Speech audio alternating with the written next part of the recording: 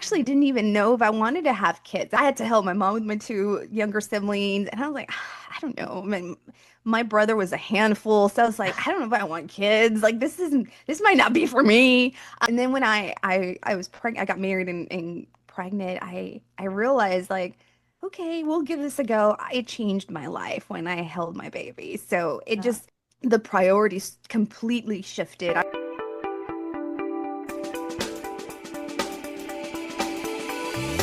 Buckle up for a new episode of the Be S.H.E podcast, the show where we have real and raw conversations to inspire and empower you to be seen and heard so you can create balance and everything you want in your life and business. I'm your host, Heidi, and I'm excited to walk alongside of you on this journey of being seen, heard, and empowered.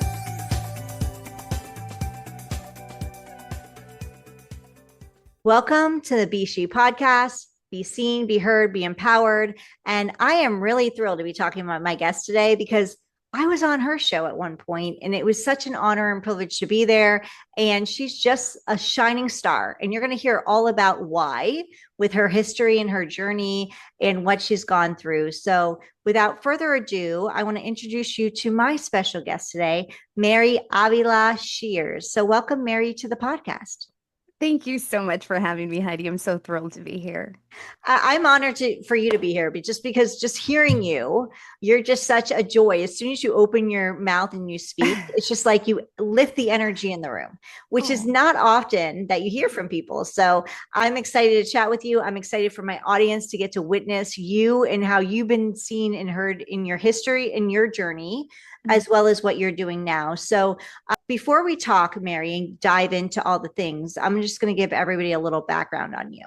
Sure. So Mary Avila-Shears is a former TV news anchor, which now that you hear her voice, it's not surprising, and reporter with nearly 15 years experience covering everything from breaking news, entertainment, and human interest stories. She's interviewed everyone from lawmakers to celebrities. One of her podcast proudest on the job moments, locating a fugitive that federal and local authorities couldn't track down. I'm very intrigued by that. And after the pandemic, Mary stepped away from the newsroom to be a full-time mommy and support her kids through virtual learning and stepping into a new powerful chapter of her life. Now a mom of three, and you look amazing for being a mom of three. Mary launched the Momalogues Podcast after walking through postpartum depression for the second time. Her experience opened her eyes to the silent struggles many mothers face and inspired to create a space where moms feel seen, heard, and reminded they're not alone. Through candid conversations, humor, and heartfelt truth, she shares motherhood's messy and magical moments. I love that you share that, Mary, because I went through postpartum myself, and this is not something we've talked about on this podcast at all up to this point. Can you share a little bit about, like, first you were a journalist, you were in the media. Can you talk to us about, before we get into the postpartum part of your journey, can you share with us the beginning stages of you moving from being in the media and what that's done for you and being a journalist and moving and deciding to take that leap into mommyhood? Like, that's scary, right? You had a successful career. It was. I mean, it was my passion. Since I was a kid, I loved asking questions. And I was that nosy kid that was like, why this? And why is the sky blue? And what probably driving my parents crazy and nuts, but I loved learning and growing and understanding why things happen. And so there was that analytical brain that was working overtime even as a kid. I went to school and I really didn't know what to major in. And then people kept saying, well, you're really good at having a conversation with people. At least that's what they would tell me. And I said, okay, well, I'll just tap into that a little bit and see where that takes me. And it really did take me to like communication courses. And I started sort of looking into that. And I started interning at the local TV station here, which is a CBS affiliate. And then from that, it turned into a career. They offered me a job right after college. And I started working super young there. And so it was really fun, but it was a lot of work. And it actually happened during So they were getting rid of a lot of photographers. So the one man band, and people that maybe are familiar with the industry know this, but like one man band means that you're carrying your equipment, you're the one recording, you're the photographer, you're the editor, you're the reporter, you're literally doing it all. So I only enjoyed a photographer for like 3 months, and then they let them go. They were because they were downsizing the news business. The news industry had taken pretty big hit. But I think what it helped was learning and increasing the skill set of how to edit. I had to learn how to edit quickly. I had to learn how to shoot and record and make sure that the tripod didn't fall when I was asking questions. It was crazy, but I was in my early 20s, so it was fine. Like I was like, yeah, I'm hungry. I want to do this. I was so passionate. And I think for me, one of the really cool moments when I first started, which was awesome, was interviewing President Obama. So like that was one of the first assignments I got. So I was like, Wow. wow, these are real like I was living that dream that I really wanted to interview people, get to know them, ask those questions, and it was really cool. Nobody could, it was a crazy day of breaking news. So they had like the big top reporters, the seasoned ones do, and then they're like, well, we can't move them because they're on the other side of, they're really far. And I was like, I'll go. Yeah, of course I'll go. And I didn't know what I was doing, but I went, and that was an amazing moment. So just the passion for just storytelling and interviewing and asking questions really drove that part of my life. But like you said, I mean, that was a good almost 15 years of working in news. And I mean, I had babies along the way. I mean, I took my time. I was like 29 when I had my first son, and it was like it changes your life. I actually didn't even know if I wanted to have kids. I'm the oldest of three. And I had to help. Some of your listeners may understand this. When you're the oldest, it's like you're the guinea pig. I had to help my mom with my two younger siblings. And I was like, I don't know. My brother was a handful. So I was like, I don't know if I want kids. Like this might not be for me. And then when I was pregnant, I got married and pregnant, I realized like, okay, we'll give this a go. It changed my life when I held my baby. So it just the priorities completely shifted. I was so like career focused. I was like, okay, I'm going to move on to the next market. Because in news, it's all about markets. You want to get to the top three markets, right? That's the goal. He changed my life. And so, yeah, it just changed my perspective. So I was doing news, but it was really hard to juggle both because breaking news happens at whatever time. And then babies don't sleep when you tell them to. So it started getting harder and harder. And that created a shift eventually for me to figure out what I wanted to do. I had my second son, and then that's that time of the postpartum started to, with my first son, I didn't really have it, but with my second, I did. And it's interesting as I done some more research on postpartum and the whys, and it's interesting how that happens. But I think that when I had my second son, it became obviously harder. Now you have two babies, and then the I think it was like I was just so depressed. I didn't have the same hunger for the passion that I did before. That's when it slowly started to deteriorate, and I started looking at other outlets and to see like maybe this isn't for me anymore. Like I've done that. There's a new season and I'm gonna explore it. And I don't know, I just trusted God at that point and to see like to show me exactly where he needed me to be. And that's when the shift came out for moving from just hardcore journalist to maybe freelance reporting, which I did for a little bit for like a magazine out of LA, and it happened right before the pandemic, so I was interviewing all these celebrities. It still sort of like fed a bit of the hunger that I had for journalism, but it wasn't hardcore news and it wasn't like needed because if it bleeds it leads. That's usually the way we go, and it now is more heartwarming stories. It was celebrity news. It was just not as hardcore. It really affected me. I didn't realize how much it affected me every day, like reporting, there was a shooting, there was a rape, a child got killed. Like it was always the like, negative, negative, Hard negative. stuff. Yeah. Yeah, exactly. Yeah.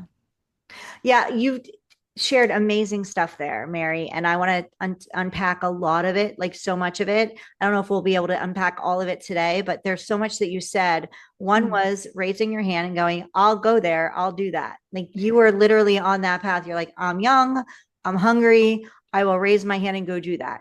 And I want to talk about the fears that you could have had during that time. Were you just like fearless and going, hey, I'll do that? But then you also shared when you were transitioning and going, okay, you had your first child and you were kind of navigating that. And then your second child, you had postpartum. I had postpartum by my first child. I don't know how postpartum works. I don't know if there's like literally like a textbook process of what that looks like. I had it with my first child mildly, and I know there's different levels of it. So I'm blessed that I had it mildly. My husband at the time, her dad was able to recognize it and go, listen, this is not you, right? And I got to figure that out. But on my second child, I didn't have it. Maybe I knew just how to navigate it. Maybe I did the research. So I'd like to tackle that at some point in this conversation. Like, what does it look like? If you have postpartum, do you typically have it going forward? Am I the anomaly, or did I have it and maybe just didn't realize it, or I knew how to handle that? But I also love how you evolved. That is beautiful, like the evolution. And I want people, like, this is the huge piece of this story that we don't get to talk about a lot on this show or this podcast, is your evolution. You started out as like, you didn't know what you wanted to do. You had people that told you and you listened. That's the beauty of it. You listened. What are my gifts? And you leaned into your gifts. You're a great communicator. So you leaned into that. You became a successful journalist. You did that. And then you decided, like, listen, I don't want to do this full time, or I can't with my children. Like, I get to create balance.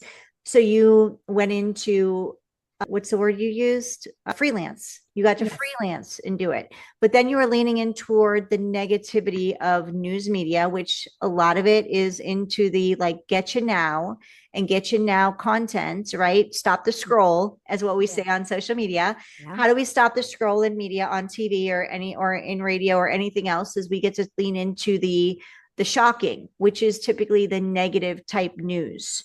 And that wasn't working for you. It was always, you were always feeling that drain. So my first question for you is, when you first had your baby, oh no, let's go back to the beginning.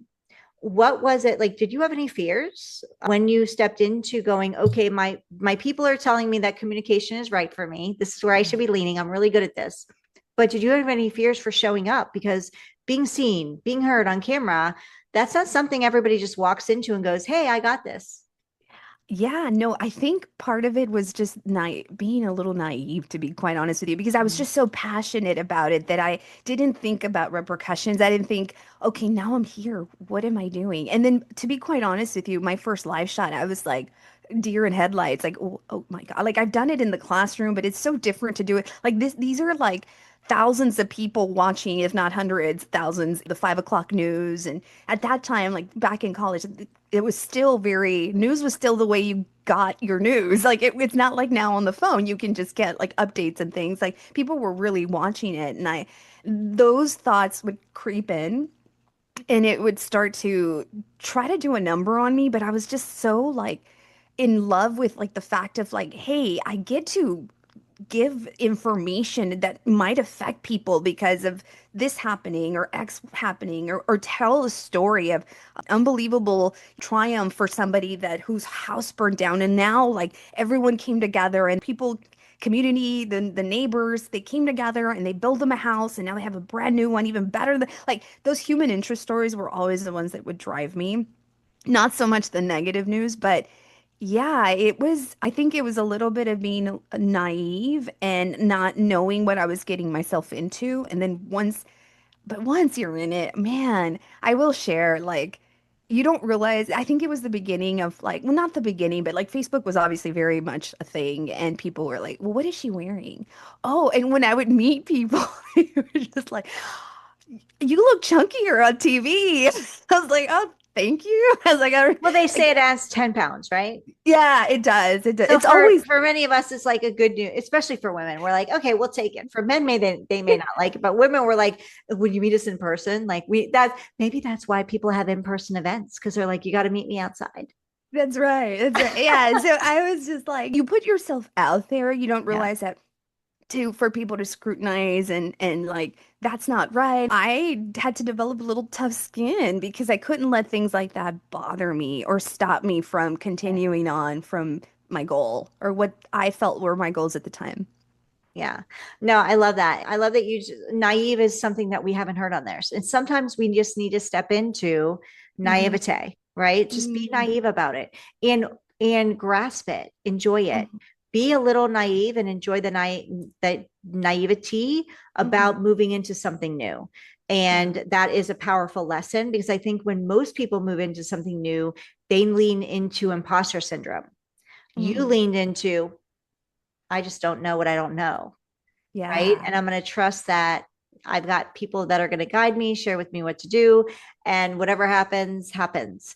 And I think that's a beautiful perspective on that type of situation and moving forward. And for any of you listening to Mary and I, like if you're looking to create something new, whether it's in your relationship or your business or whatever it is, lean in with a little naivety and go like, hey, this is cool. This is okay. Like instead of me stepping into imposter syndrome and going, I don't have this, I don't know as much as somebody else does, have fun with it, right? Bring in your Oh, childlike persona and go, let's play. Let's play uh-huh. with this, have a good time, have a little fun, and see where it gets me. And typically, if you show up in that fashion, most people will open the door and want to play with you. Hmm. If you get criticism, then actually that's a sign that you're on the right path. That's what I've learned. If you're being criticized, then you're putting your stake in the ground and that you're going to have haters, and that's okay. We haven't talked into that at all, but I wanted to bring that up because I think a lot of people are scared of, well, I might get some pushback or people hating me on social media or online. But when that happens, that means that you put your stake in the ground, you are sharing your purpose, your mission, your opinions, and you should have people pushing back on that because when you do, you get to learn like those aren't my people. And the people that are being, yes, we've got you and we're here to support you, or we want to work with you in the future, they are your people. So let's move forward because I want to talk about the monologues. But let's move forward and fast forward child to number two, postpartum depression happened. What Yeah. was that journey like for you? Like, how did you recognize it? Did you recognize it? Did people come to you? What did that look like for you? Yeah, it's interesting because I actually took a little time off of work because I was like, I'm gonna go all in. Like maybe I need to be a full-time mom. And so I had told my boss, I had my contract had just expired and they're like, what do you want to do? I'm like, I mean, I'm pregnant and so I want to just really enjoy the season of my life. And so I was excited. I was like, oh my gosh, yes, I can be a stay-at-home mom. So I stayed at home. I had the baby, and immediately after having him, I didn't feel like myself. I There was a lot of transition happening. We moved into a new home that was still like half an hour away from where we lived before, so our family was far. I mean, not a lot, but a 1 hour round trip, right? So they weren't coming around as often with my first son. I just started feeling really depressed. I was really sad. There was a comment that was made about my baby, and that spiraled. It was just like a negative comment from my husband. There was a family member that said something silly, but it shouldn't have affected me, and it did, and it spiraled. And I was like, I didn't realize that that was gonna take that an effect on me. And then Well, you're like more, mama bear. Nobody can say anything oh negative about yeah. my baby. Right. No, of course there was that, but there was all, it was like a silly comment, but it was the effect that it had on me that like really made me do like what is this about? And I didn't recognize it. My husband's like, you're holding the baby. Like I just didn't want to get up from bed. I wanted to just be asleep. And it just, I was in this dark pit and he kept on saying, snap out of it. I'm like, I wish I'm usually very bubbly and happy, and this is so not me. And then a friend of mine came to surprise me, a former my co-anchor. She came and she was like knocking on my door, like, "Hey, I'm here." And the one that got surprised was her, 'cause she's like, "Mary, are you okay?" Like, my hair was, I just was not like in any mood to like, the house is a mess. I just, and whoever knows me, like, they know that I'm to the point where it's not a good thing, but a perfectionist. Like, I want everything in its place and da da da. And she was just like, "What is going on?" She's like, "I know what you need. You need to go back to work." And she's like, "There's this new position of you're going to be like there's a hosting position and it's an 8 to 5 and it's from San Antonio, but you wouldn't have to leave. So San Antonio is like a top 30 market. So it's a bigger market and you wouldn't have to leave the RGV, which is South Texas where I'm from. And you'd still be live from here. You'd be doing all the hits here and you're in a bigger market and it's a better pay. Like she painted it and I was like, yeah, that's what I need. I need to go back to work. Like, what was I thinking? Well, I go back to work and I start getting panic attacks like never before. And if news, that is not the place you want to have a panic attack where you're going to be live in front of now millions and millions of people because both South Texas and then obviously the San Antonio area, it was like I couldn't get a hold of myself and I didn't recognize it until somebody said, I think you're having postpartum. Like, have you checked into that? And it was a journey that took me through some, and I'm glad you talk about it because postpartum is so interesting because I've done some research on it and it's actually the stats from a couple years ago are 1 in 7 women will suffer from postpartum, but they actually say it's a little closer to 1 in 3 or 5. But like Wow. you said, different levels. Mm. The thing is, a lot of women don't recognize it, and so they're just, oh, it's baby blues, but they've lingered, or it's like I'm just sad because I'm shedding my old life, like I'm no longer, you know what I mean? So we put like a lot of labels on it, but without really looking into it. And of course, there's different, like you're saying, there's postpartum depression, postpartum anxiety, postpartum OCD, there's postpartum PTSD, all the SDs. And then the worst is postpartum psychosis, which is where women truly are battling, to say it mildly, like pretty serious depression to where they want to hurt themselves or they want to hurt their child. Right. And coming from news, I remember seeing stories of like this woman like ran off a cliff with her children, like, and people were like, why would she do that? Or she did this to the. Now I was looking back at it and I'm like, did anyone check on that mom to see Yeah. how she was feeling? Like, I just I feel like it's so underdiagnosed. And in the Cleveland Clinic and the National Library of Medicine, I've gone and it seems to me like it's just so underdiagnosed. And in the minority community, it's even more so because they don't have the medical care that they I guess that they're seeking, or they just don't know how to recognize it. And sometimes it's a cultural thing. Like even in my, I'm Hispanic and in my family, it was just like, "Oh, get over it. Mental health is not looked at as something as important, unfortunately. And going through it, I just know that I am by the grace of God that He just pushed me through. I really leaned into my spirituality and counseling, and I did take the antidepressants. Like I did it all to get out of it because I was really in a dark hole. So yeah, it was a sad period for me, but eventually I got out of it, and I'm so glad I did. And I just want to let women listening, whoever is going through something like that, mental health is just that there's help out there. Like one of the worst things you can do is isolate. That was the thing I was doing. I didn't want to have people over. I didn't want anyone to know there was shame. Like, really? You're so bubbly and you're happy all the time. And then what's wrong with you? And there's just so many stigmas. Like we can keep like this whole thing could just be about postpartum. It's just No, there's it so can much. snowball completely. Absolutely. And I'm glad that you brought a lot of this to our attention because I never thought about postpartum psychosis. Like I never even put that two and two together. And there are different levels, but I Mhm. just thought there were different levels of postpartum depression. Like literally they test you. They ask you, will test you, they give you a questionnaire and you Yeah. get to fill in where you're at and they get to give you, medication or diagnosis based on the answers that you provide. Mm. I wasn't at that level. So I just never realized that there's that many different diagnoses based on the level that you had. I just thought it was always postpartum depression. And I'm so happy that you brought up the fact that we hear about because we did years ago. There's a mom who basically drove her children off of a cliff, and it's horrifying. And we're like, oh my gosh, what a terrible mother. But we don't know, like you said, did anybody check on her? Did anybody know what was going on in her mind? Is Mhm. that where she just thought that was where she needed to be because that was the only out for her or the only option for her? We don't understand mental illness like we should be. And there's not enough resources out there to support people with mental illness because there's so many different versions of Mhm. mental illness. And I'm loving that you're shining a light on postpartum depression because I think more women are going through it or have gone through it and just felt like I got to do this. like, because you said people are like, well, what's wrong with you? Mm-hmm. You sharing that one comment that you didn't have to share, but you happen to share it here today. You didn't want people coming to your house. We are disheveled. We are trying to hold it all together. Yeah. Women in general, I think for many women, we want to show up as perfectionists. Mm-hmm. Hi, my name is Heidi. I'm a recovering perfectionist. If you're on the team, let us know below, because we're all working through this together. I'm not the only one out there, but we don't shine enough light on perfectionism and what that can do mentally to a woman who thinks that she has to keep up with the Joneses, or she has to keep showing up on a daily basis looking good.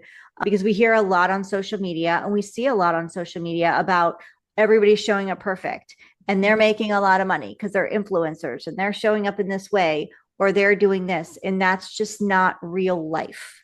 And when we're trying to keep up with that, we're constantly failing, and we're constantly putting ourselves down, and we're constantly not showing our children who we were, like literally we're their mentor, right? At the end of the day, we're their mentor. We're the person that's supposed to be lifting them up and holding them accountable and be their teachers, because at the end of the day, you're their number one teacher. If you let somebody else teach them, it's not going to work.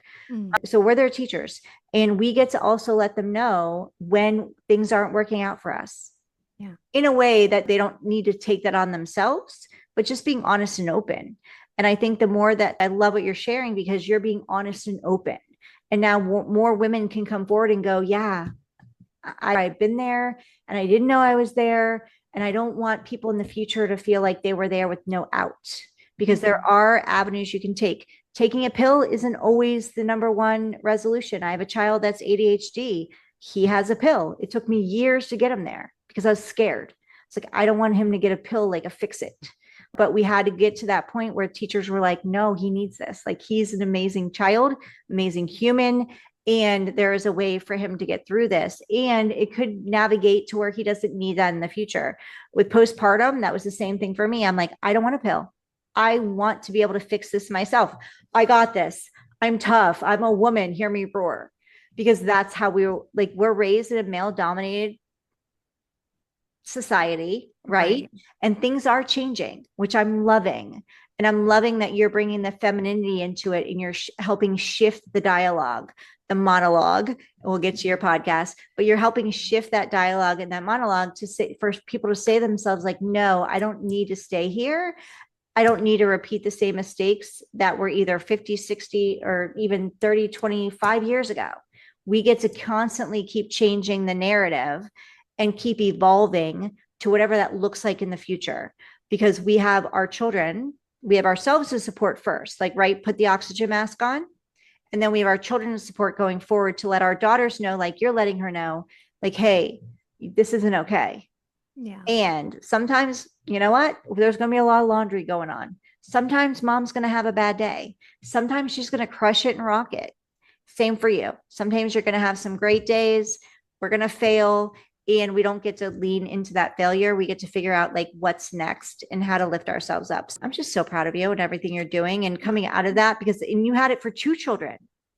Yeah. I had it for one. My second child, I didn't seem to have it for, or I already navigated it and I figured it out. I don't know. Or I was in denial. I don't know. Maybe I'm still going through it. I don't know.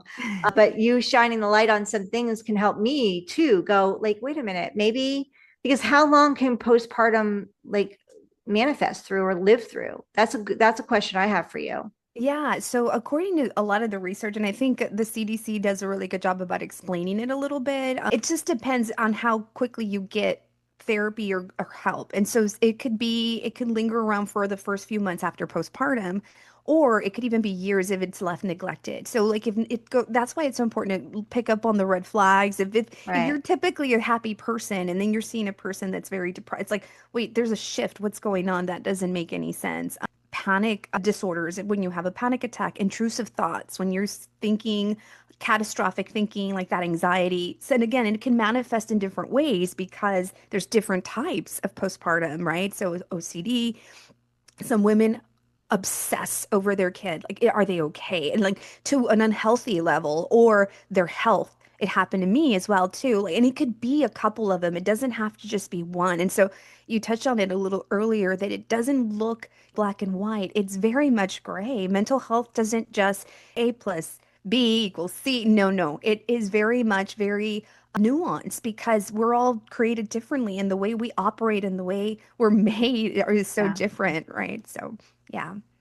No, that's a really good point that you said that it manifests differently in different people. And if somebody is showing up for you, and I wanted to ask you, like, what can others do? Because sometimes when we're going through it, we can't see it, obviously, Mhm. because we're just trying to hold it all together, right? Yeah. We're trying to keep everything like it was and show it perfectly. So, what can others who are seeing someone, or what are the red flags or the signs? I hate to say red flags. What are the signs that somebody could be going through this, that they could be a friend or a spouse or a family member going, how, like, to be notified or help them move them through, like, maybe this is going on. I will next ask you, like, how can they also approach them, because we want to make sure that we're approaching them in the right way. So that's a twofold question for you. Yeah, no, and it's an important one because a lot of the times everyone wants to help, and I think in the podcast that's why I bring in these amazing women and doctors and people that know way more than I do. That they're way this is way past my. But what I've learned and what they've shared with me is that community is so important. When you have a baby, I mean, your body is still going through so much. Like the thing with our healthcare system is after the baby, you have that one checkup out with your gynecologist, and they're like, "Goodbye, good seeing you," and nobody really checks on you. They checked on the baby still gets the care. Whether somebody comes over, the family, and they're like, "Where's the baby? Where's the baby?" And they just gravitate towards the baby, and mom is like in a corner barely sleeping. So sleep is so important. Not getting enough sleep. If you see a mom that just had a child and if you want to help, if you're the grandmother, the aunt, the cousin, friend, whatever, sister-in-law, something, offer, you know what? Get some rest. And it's so hard as women because again, we're just so used, even if you just close your eyes and you just have an hour or two to yourself, you're resting your mind. So rest is so important to eventually get into that rhythm again of sleep and rest, allowing your body to come back to its normal. It took 9 months for this child to be made. It's going to take a while before you go back to yourself. So give yourself that grace. And also I keep saying community, but it's so important. Do not isolate. If you start seeing like the red flag in my case was just this girl doesn't want anybody to come over and she doesn't want any help, and especially if you start seeing shifts in attitude, snappiness, they're so frustrated because again, there's postpartum anger. There's just so many ways and you can really dive into that, but some women manifested with anger. They get really upset. Their fuse is so short and they get angry. And so again, it's just how can I help you? Whether that be with meals, getting rest. It's just, and one of the most fascinating things that I've learned through this journey and even in the podcast is that in other parts of the world, they stay with the mom for especially tribes and things like that, right? They stay with the mom for about 60 days after the baby is born. And here in the United States, we're so isolated in general, especially after COVID, even doctor's visits, everything just kind of changed, right? And we became more self-sufficient. Well, no, we need others to help. And so they help bring that child. And according to this neurologist that we had on the podcast, she says that women that had help like 24-hour I'm now again this is not I mean I'm not expecting women to go get a 24-hour nanny, but that just knowing that stat that had 24-hour help after having a baby percent if that it was minimal had postpartum because they Mhm. had that community, they had that help. So anywhere you can find a space for helping is where you should just, and don't even wait. Just, hey, I have the baby. Go to sleep, please. I care for you. I notice that you're carrying so much. And as moms, like you just said, we're super women. We can do it all. Like, no, relax. It's okay to ask for help. It's fine. And that's why I want to make it just normal to say, hey, let's have these conversations. You're not crazy. Because I kept thinking, oh my God, am I going crazy? These thoughts that I'm having. What I mean, you start second guessing yourself and not realizing that it's just part of your hormones just leveling off and going back to normal. And it's okay if it takes about a year because it took about that long for your child to completely come to life, for you to have your child, right? It didn't happen overnight. So give yourself that grace. I hope that Yeah. helped answer a little bit. No, it was fantastic because I just thought about the fact that, you know what, it sometimes takes a year to gain weight, right? Or multiple years. When people realize they need to lose weight, Yeah. they've done this for years. Now they're expecting to lose it in 2 weeks. It took you this many years to gain the weight. Yeah. How long you got to give yourself the same amount of time to lose it. And I know people can lose weight quickly, right? Not necessarily the most healthy on your heart or other organs. I used to be a personal trainer, so I can say this. Yeah. So I, whatever I see that, I take it with a grain of salt, and I cross my fingers and I pray. Like, I hope that people realize, like, this is not a quick fix. It took you this long to gain the weight. It's going to take you so long to lose the weight. Same thing with you having the baby. It took you this long. Your body has gone through so much. I remember having my first daughter, and every pregnancy is different, right? So having my daughter, not first daughter, I only have one daughter. I have one daughter, one son. Having my daughter, I would go through same time every night. I had major heartburn.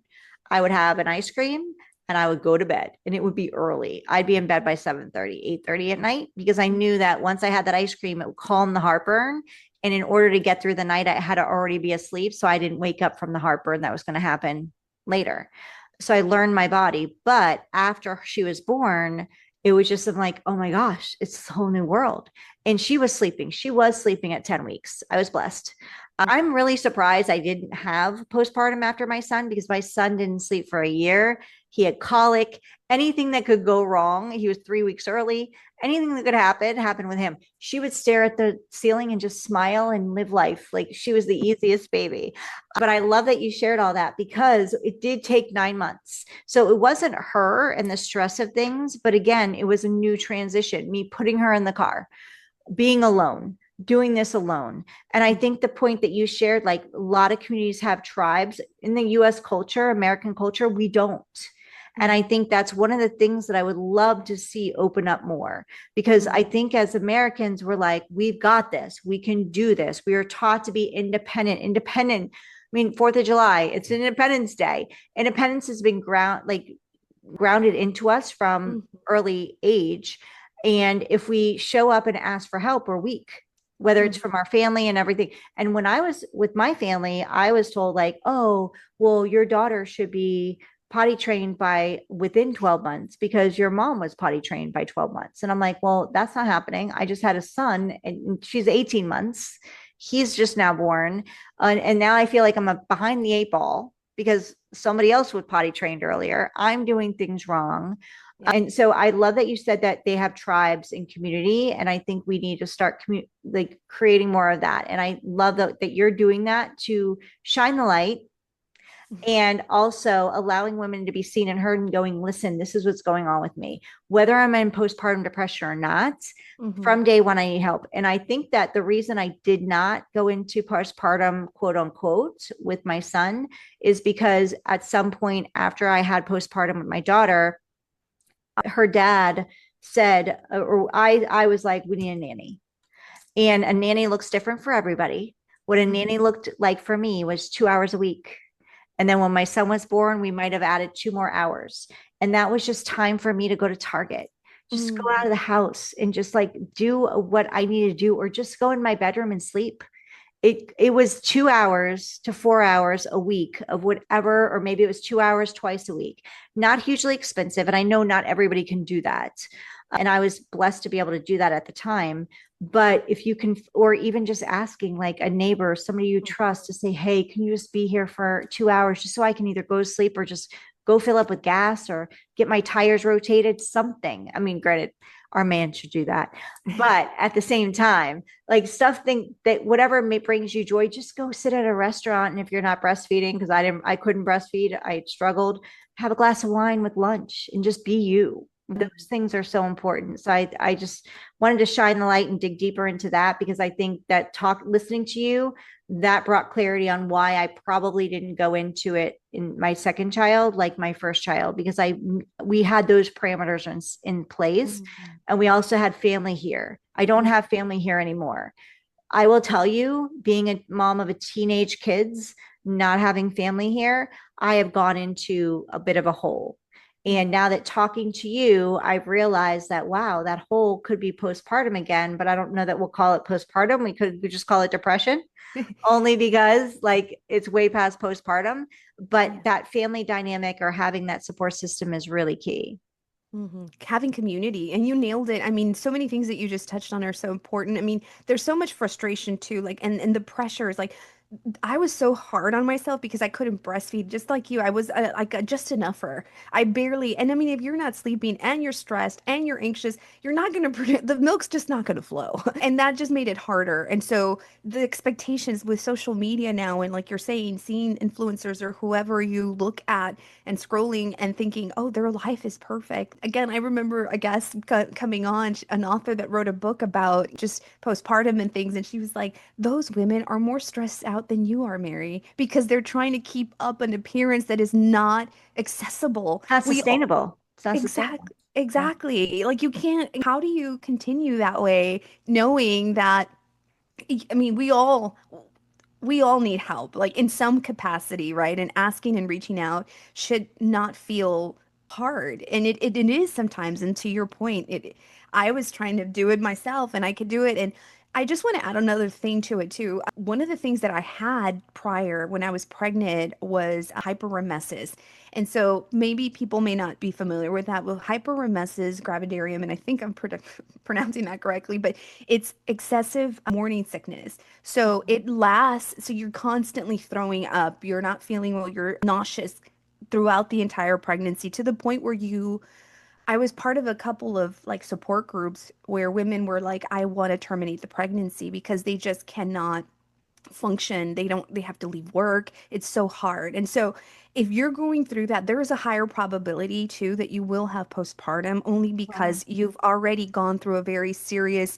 I mean, I ended up in the hospital. I had to get an IV because I couldn't eat. Like, because you're not able to eat, you're not able to, even water, I'd had to throw up. So, just knowing things like that, I mean, just going back to the red flags and things, that's another situation, depending on how your pregnancy went as well. If there was trauma, if there was something going on, just be careful because those are some things that may linger even after having a child. So, Yeah. No, that's a really good point because when you're going through that trauma, this is mhm. supposed to be a really joyous time for you. Yeah. For me, this was a moment where the day before, the day that I found out I was pregnant, we were going for testing the next day. I was 35.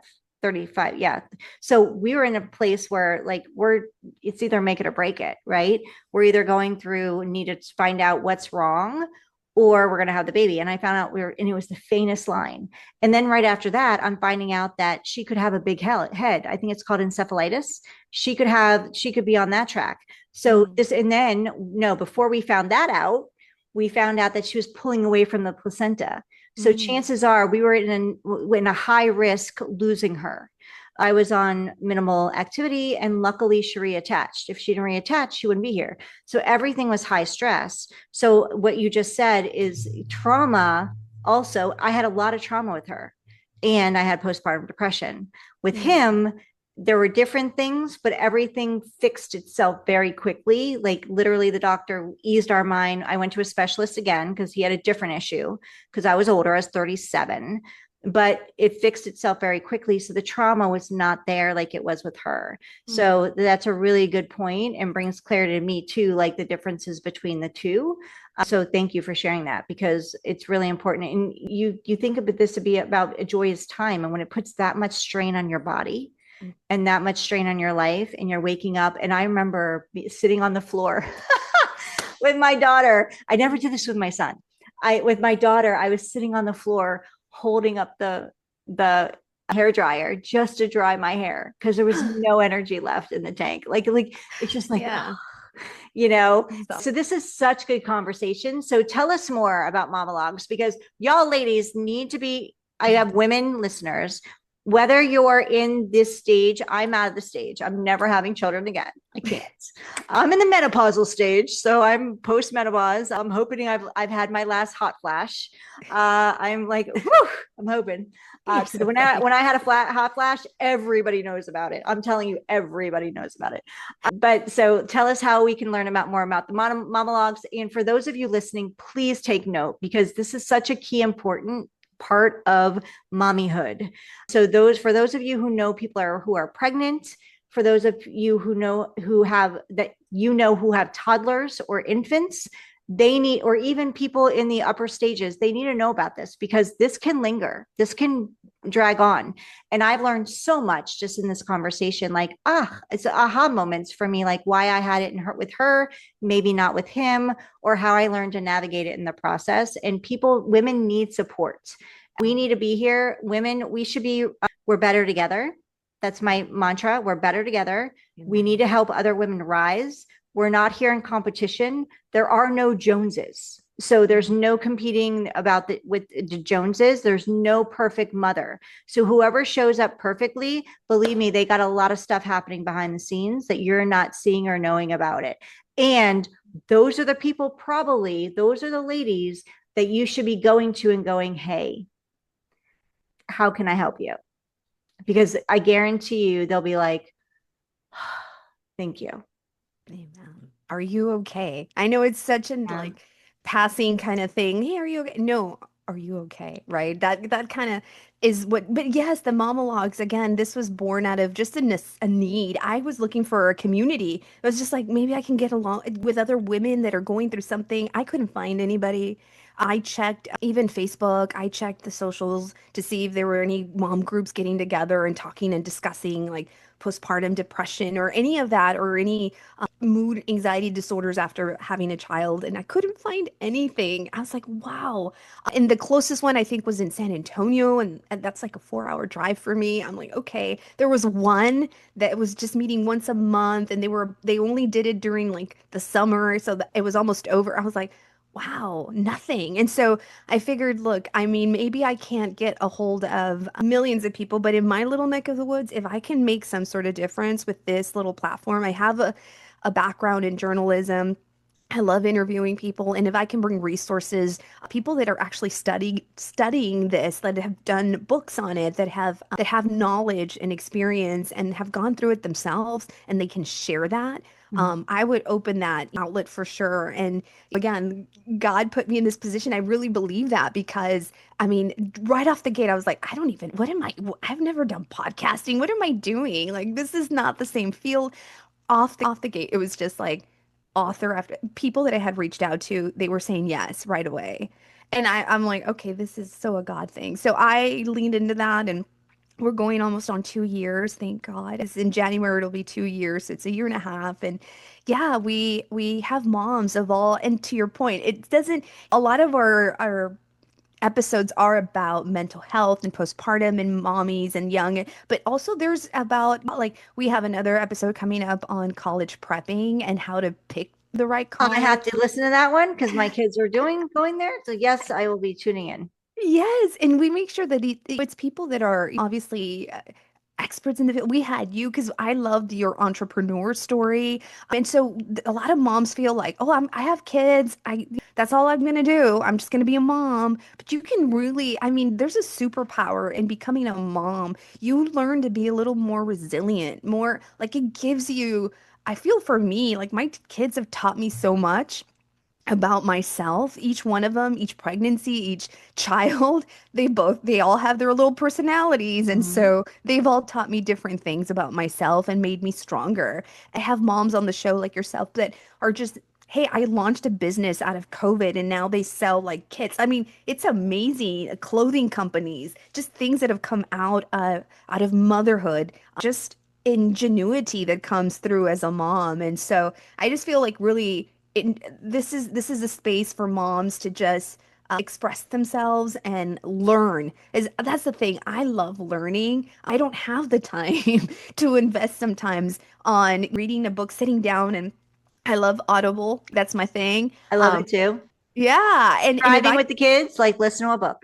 100%, Yeah. yeah. And if you can pop a little podcast in there that's teaching you on how to do something better, more productive in a way that helps you, makes your life easier, hey, why not? Like, and Right. that's what I wanted to do, interview these experts, these people that have done it, that are there, that are in the trenches. So I hope that those listening will give us a little listen. And you can find all the information. It's themomalogues.com. And so I know it's sort of like a play on words. So the way you spell it is the THE. Momalogues, right? So monologues, like if you were saying a monologue, but we're having a conversation. So Yeah. yeah, there you go. I love it. So we're going to have all of Mary's information and contact information in the show notes. Definitely go check out the monologues. It's spectacular. And like she said, she talks about all the things around postpartum and also just mommyhood in general. I was blessed to be on the show. I'm so grateful for that opportunity to be with Mary because she is spectacular. As you hear her here, she was made to be a journalist. She was made to be speaking, and she's doing it in a different way now that works for her family. So that is just a testament to just because you did something, if you feel like there's a calling on your heart and a passion on your heart, and you're really good at what you did before, maybe, and you're in mommyhood right now, there's other ways to make that still happen if you feel like that's not the avenue for you. So she pivoted. She found a way that she can still speak and talk into her zone of genius and share her journey and her mission. And that is a testament that you can do the same too. So, Mary, I'm just so grateful for you to be here. So, thank you. If you're listening to us or watching us on YouTube, hit that subscribe button, please, because that allows us to share in more Mary with more people and allow us to ping you when we have more amazing guests like Mary on the show. So, please subscribe. If you know of a mom that could really use support right now, whether they look like they have it all together, this is the episode for them. If you feel like there's a mom that you know is going through depression postpartum and could use support, just feeling like they're alone, this is the episode for them. Share it and have the conversation. Be there for them, take them for coffee, do the things, whatever it is. Maybe have a play date or maybe just send them a meal. Food trains always are great. Like send them a meal. You never know what can shift for them. If you're listening to us on your favorite podcast platforms, ditto for all the things I just said. And if you can leave us 5-star review, please do, because that allows the platforms to share Mary, this message with more people. This message gets to go out. I went through it. Mary's been through it twice. And I didn't even go through it hugely. So I know there's a lot of women that are going through it more deeply than we are. And for those women that feel that you see that have it all together, they can use support more than ever. So thank you, Mary. I'm so grateful for your time. You're just such a joy and a pleasure, a shining light in all of the things, because yes, you were definitely made to be in journalism and podcasting Thank and you. be You're sharing so your story. sweet. No, and thank you so much for having me. Honestly, Heidi, you don't give yourself enough credit. Even when you were on my show, you're so humble. You're so humble. And I love that you're giving people, especially women, an opportunity to put their voice out there and share whatever it is that's in their heart and giving them encouragement. Because I even after talking to you, I feel like I'm gonna go conquer the world today, even if it's just today. Because I just feel like so prepped up. Like everybody needs a Heidi in the world for sure. That makes me feel so happy. I'll receive that. Thank you. Yes, So, Mary, thank you. Thank you for being here. I'd love to have you on again to see what you're doing maybe in the next year from now. So, I will absolutely. definitely stay connected. Thank you for being here with Mary and I today on the Be S.H.E podcast. In the meantime, until we see you on the next episode, be empowered to be seen and heard.